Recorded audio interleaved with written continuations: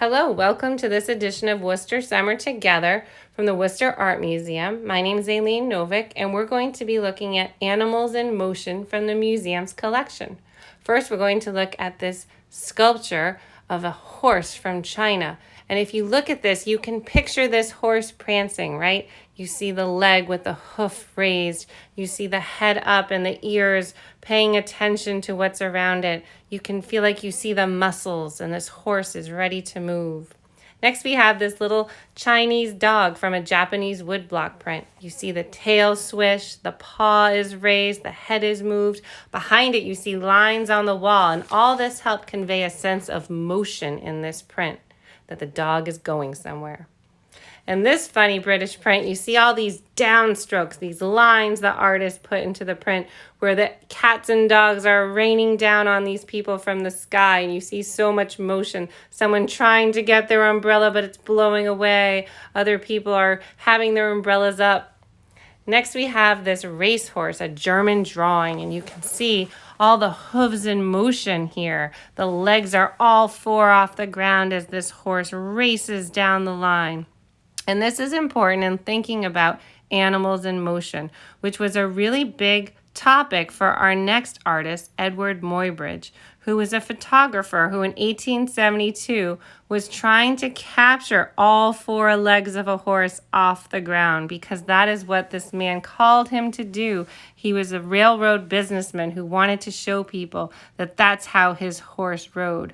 But Muybridge was not able to capture that with the equipment that he had. So he goes back in 1877, and that's the images we see here, where here we have a horse just walking. But now Muybridge has 12 to 24 cameras, and he has all these lenses, and he has the camera set up at different angles, 30, 60, 90 degrees, to try and keep track of each particular bit of motion of a horse. And you'll see here in the middle row that he does capture that horse with all four legs off the ground.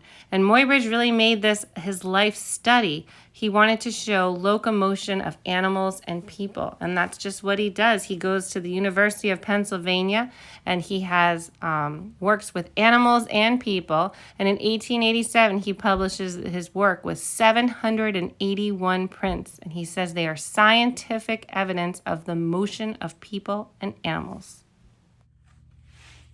All right, so we saw all those images, the quick succession photographs that Muybridge took. And what he did was he was able to cut them out and put them on a disc, a glass disc that was shaped like a plate, a circle, and he used what he called a magic lantern, which was really a zoopraxiscope, and it spun the images, and so it looked like they were moving in quick succession.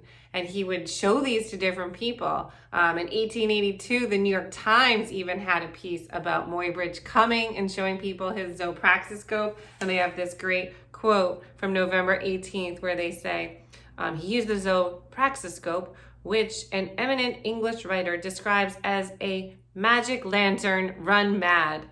The audience was very enthusiastic, and the wonderful effects provided by the zoopraxiscope were repeatedly applauded. So what he's showing are the individual frames. I have these Muybridge flipbooks that I'm going to show you. But you can just see he had these frames, and it doesn't capture, right? It's not every single motion as if we filmed it today. But the effect of putting them together and then showing them in quick succession, like he's doing on the circle, is what you can do with this flipbook. So we're going to take a look at this. All right, so let's look at this one. This is my favorite one. This is the Edward Muybridge Galloping, right? These are from 1887. These are all the images he took at University of Pennsylvania. He brought in all different animals and people. And so if we look at them as a flip book, we can see what people were seeing with that zoopraxiscope. Can you see how it looks like the horse is moving? I love these. And you can get these. These are from fliptomania.com. And they really tell how people were so impressed. Imagine if you'd never seen a movie. You've never seen motion picture like that. This would be mind-blowing. Here's his cat flip book.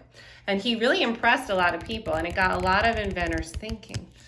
Thomas Edison started working on his kinetoscope, which would show the first kind of small movies. I love the cat leaping. And then we have the elephant walking. Ready? Muybridge even had it. He did one with a lion too. He had animals from the zoo. See?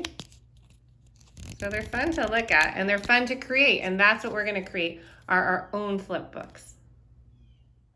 So when you think about creating your own flip book, you can use whatever you have handy. If you have like a small sketch pad, this one's kind of cool because I can flip it, right? But you know what else is great? Post-it notes, because they come all stacked together. So if you just sketch something and then you flip it, I'm flipping the wrong way for you. That's another great way. Or you can just cut up some paper like this. Our friend Mara made this awesome one. And it's just paper that's been cut small, you can see. And then she put this binder clip on. You could use a paper clip, you could use your thumb. And you just want to make pictures that change just a little bit. You see she did this awesome cat who's getting very tired. And so she just made a succession of sketches. And then the cat closes its eyes, right? Closing, oh, it's yawning. And then it's gonna sleep. So let's look at how that looks, but very simple to do. It's just a matter of, the tricky part is getting your images and getting them in a little succession so you can see some movement, but it's a really fun activity. So let's take a look at hers. All right, so here is our cat flip book, which is really very cute. There's the cat. Let's flip through. See, it's closing its eyes and yawning. Let's try it again. There's our cat friend.